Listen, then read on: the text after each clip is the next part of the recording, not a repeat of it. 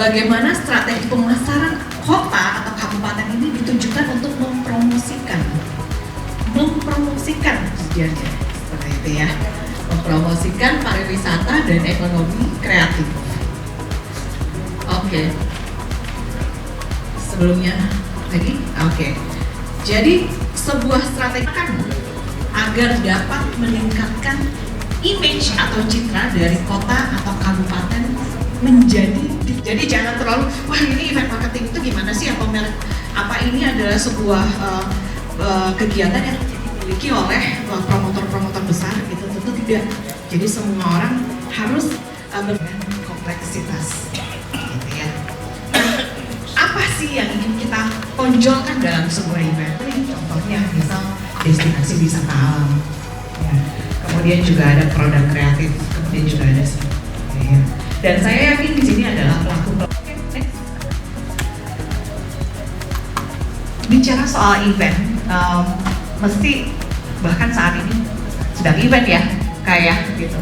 Bahkan saat ini kita sedang menjalankan pelatihan workshop gitu. Ini kalau kita lihat banyak aktivitas ya, tapi semuanya bertujuan untuk melakukan atau menjalankan sebuah goal tentunya. Ada yang mulai dari festival, kemudian konferensi, talk show, bahkan social gathering, bahkan bisa face to face dengan audiens, kemudian ada sosialisasinya gitu. Maka yang dipilih adalah semacam workshop atau training. Ketika itu festival, maka itu adalah gabungan dari beberapa format acara ya yang melibatkan banyak orang ya, kira-kira cocok dengan goals. Next. Kemudian ada yang bicara soal budgeting. Kalau bicara soal operasional, si event sendiri itu berapa persen? Untuk marketingnya berapa persen? Gitu ya. Kemudian next juga ada lokasi. Wah ini kalau acaranya di tengah atau brand atau image gitu ya. Dari yang tadinya mungkin eventnya belum punya visinya apa nih? Oh ingin membangun kembali ekosistem musik. Itu udah biasa ya sebenarnya.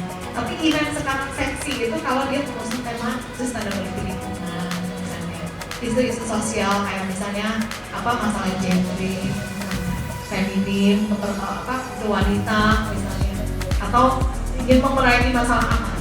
Bahkan kalau kita frontal mungkin mengurangi atau memerangi HIV/AIDS gitu ya, berubah lifestyle, boleh aja Pak. Kota kira-kira lokasinya di mana? Dan pasti kita bicara soal apa yang kita rencanakan itu dalam berjalan dengan sesuai dengan rencana.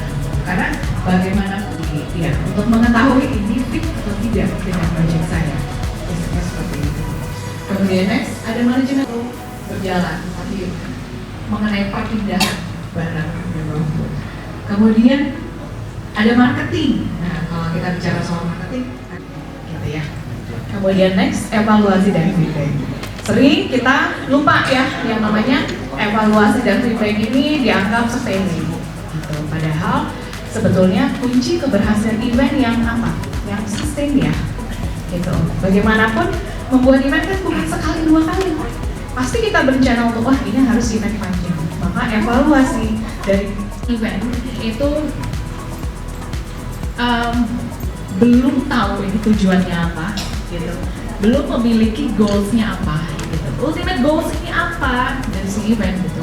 Pertama itu ada event itu udah pasti ingin meningkatkan kesadaran orang gitu ya atau pengunjung yang datang, kesadaran sebuah produk gitu. Umpama kalau kita lihat nih abon ikan Mbak M oleh satu orang dalam satu event ini yang join, mereka bisa melakukan launching produk. Kebetulan ini abon ikan Mbak M punya siapa? Ya, punya kakak ini dari tahun berapa ini ya kak ya? Oh baru 1 tahun. Nah, oke. Oh oke, kebenaran. Oke. Nah, kalau bisa dibilang abon ini berusia 1 tahun gitu. Namun ketika dia launching, dia hadir dalam satu event. Maka momen yang dimiliki oleh brand ini itu sangat bagus. Kenapa? Karena awareness. Jadi audiens dibatang emosi gitu. Yang ada dalam satu event, udah pasti mereka mainnya di sini. Gitu. Mereka nggak akan bawa di sini. Jadi siapapun itu akan langsung merasakan apakah event ini direncanakan dengan baik, apakah event ini berjalan dengan sesuai dengan segmentasi pengunjungnya. Nah, itu adalah engagement, keterlibatan pengunjung dalam sebuah event. Kebetulan saya dari pengurus Dewan Kesenian Kabupaten Pasir, dan juga saya pelaku seniman di sini, seniman musik tentunya. Dijelaskan tadi oleh Pak Mentor, dan sangat luar biasa sekali. Itu mungkin pertama concern saya.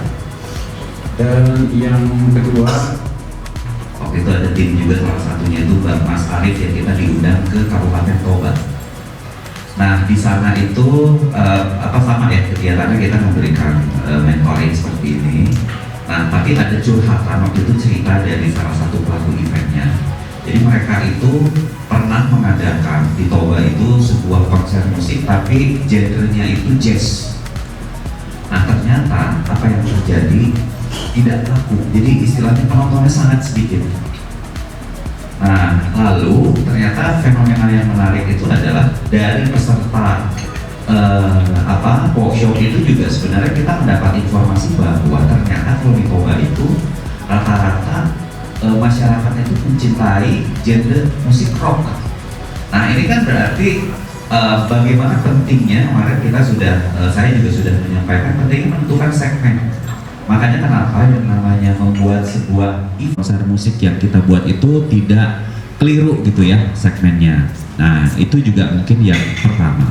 Lalu yang kedua juga tentunya memang harus bisa, saya kemarin kan bilang bahwa sedikit lebih beda lebih baik daripada sedikit lebih baik. Jadi maksudnya coba dicari konsep yang unik gitu ya, yang kira-kira misalnya kalau Bapak mau bikin konser musik, apa sih yang membedakan konser musik yang Bapak buat nantinya dengan konser musik yang lain? Karena biasanya mereka nanti akan membandingkan kan bahwa ini kan sama aja sebenarnya sama yang sudah dilakukan. Namanya tema kan. Jadi tema ini menjadi penting kalau misalnya kita membuat sebuah event rutin setiap tahun, itu sebaiknya tiap tahun itu temanya berbeda-beda. Supaya apa? Tema itu orang itu nanti akan tidak bosan, orang nanti akan kembali lagi gitu ya ke event tersebut karena melihat oh iya meskipun ini konser, oh misalnya yang temanya itu kan bukan berarti genrenya ya Pak, bukan genre musik, nuansa dekorasinya itu misalnya dari bambu misalnya seperti itu, atau misalnya nanti di berikutnya adalah temanya adalah isu tentang jembatan. Makanya memang harus memang pentingnya gitu bagaimana sebenarnya kita bisa membuat perencanaan yang baik Pak. Misalnya contoh kayak tadi juga kan Mbak Putri cerita tentang Keken ya Pak ya. Keken itu Pak pada saat awal-awal mulanya festival kuliner itu gratis gitu. Tapi ketika kesini melihat bahwa oh ternyata mungkin peminatnya membludak gitu ya, semakin banyak, akhirnya dia menentukan segmen tertentu dan akhirnya tiketing gitu. Jadi mungkin juga Bapak bisa melakukan strategi itu gitu, karena kadang-kadang memang Sekarang yang mau dikejar apa? Awareness-nya, putaran uangnya. Mungkin putaran uang di event jazz mungkin akan lebih banyak dibandingkan yang jumlah